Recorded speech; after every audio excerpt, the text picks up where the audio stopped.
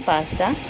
आपको मैं बताऊंगी कि पास्ता की शुरुआत कैसे करते हैं बनाने के लिए। सबसे पहले पास्ता को उबालने के लिए 15 से 20 मिनट रख दें, ताकि उसका, क्योंकि ये तो, और इसको अगर आप गुनगुने पानी में रख देंगे तो ये अपने आप अच्छे से लीक होता है ना, पहले तो बहुत हार्ड होता है, वो सॉफ्ट हो जाएगा। उबाल के रख लिया है। अब मैं आपको इंग्रेडिएंट दिखाऊंगी। शिमला मिर्च, प्याज, टमाटर और मटर डाल दिया है। अब धीरे धीरे हम इसमें मसाले डालेंगे।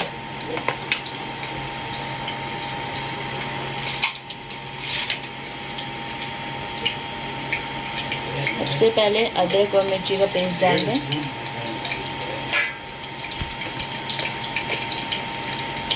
अब हम प्याज डालेंगे, लहसुन अदरक के बाद।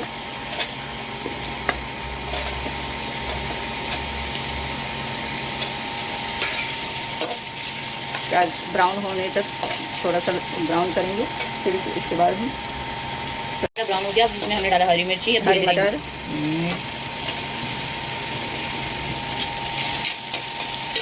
शिमला मिर्ची,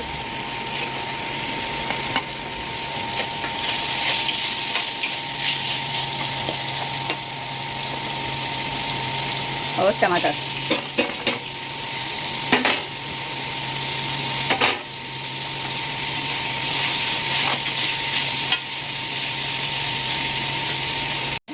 हल्दी, मिर्ची और नमक 3 चीज़ डालेंगे, और ऊपर से हम थोड़ा सा मैगी मसाला डालेंगे। इसमें आपने थोड़े चिली फ्लेक्स भी डाल दिए हैं टेस्ट के लिए। बाकी मसाले इसमें नहीं करते। नमक आधी चम्मच, हल्दी आधी चम्मच, नमक 2 चम्मच और 1 चम्मच लाल मिर्ची।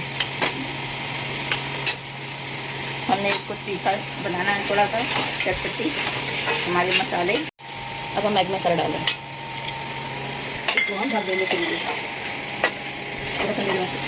तैयार हो गए, अच्छे से भून गए हैं। अब हम इसमें पास्ता डालेंगे। अब बस 2 मिनट में हमारे यहाँ पास्ता रेडी हो जाएगा।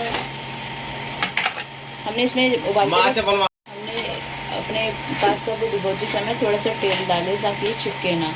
आप देखो कितने अच्छे खिले खिले हमारे पास्ता रेडी हो जाएगा।